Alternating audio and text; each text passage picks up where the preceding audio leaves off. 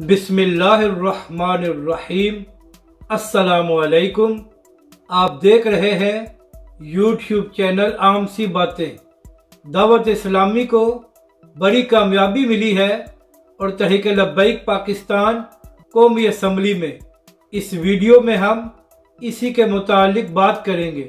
नाज़रीन कराम, गुज़िश्ता हफ्ते मुगलपुरा की एक मस्जिद जो दावत इस्लामी के ज़ेर इंतज़ाम थी, तो वहाँ पर कुछ लोगों ने हमला किया था, जिसके बाद दावत इस्लामी के कुछ कारकुन ज़ख्मी हो गए थे। तो उसी हवाले से अच्छी खबर ये सामने आई है कि उस मस्जिद को दोबारा दावत इस्लामी के हवाले कर दिया गया है और जो उसके साथ मदरसा था उसको भी दावत इस्लामी चलाएगी। तो वहाँ के लोगों के लिए ये एक अच्छी खबर है कि अब उनको भी दावत इस्लामी और अमीर अहले सुन्नत का फैज़ान मिलेगा।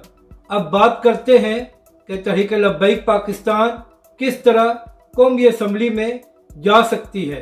तो नाज़रीन इकराम, NA-240 कराची में 16 तारीख को बाई इलेक्शन हो रहा है और जब इसी हलके में 2018 में इलेक्शन हुआ था तो MQM ने ये सीट जीती थी और तहरीक लब्बैक पाकिस्तान यहाँ पर दूसरे नंबर पर आई थी। और जब से MQM ने पीपल्स पार्टी और नून लीग के साथ इत्तेहाद किया है तो कराची में उनकी पोजीशन काफ़ी कमज़ोर हो गई है और वहाँ के लोग उनसे नाराज़ हैं।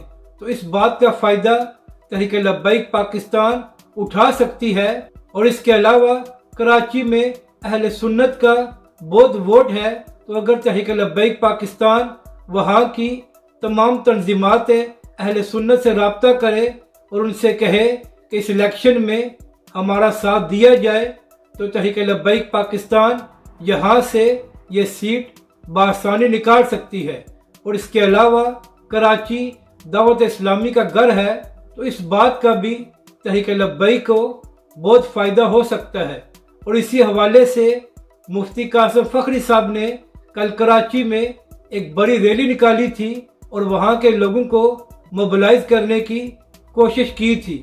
अब देखना यह है कि 16 तारीख को NA-240 की अवाम तहरीक लब्बैक पाकिस्तान और अल्लामा साद हुसैन रिज़वी को वोट देती है और क्या तहरीक लब्बैक पाकिस्तान कौमी असम्बली में पहुँचती है या TLP को 2023 के इलेक्शन का इंतज़ार करना पड़ेगा।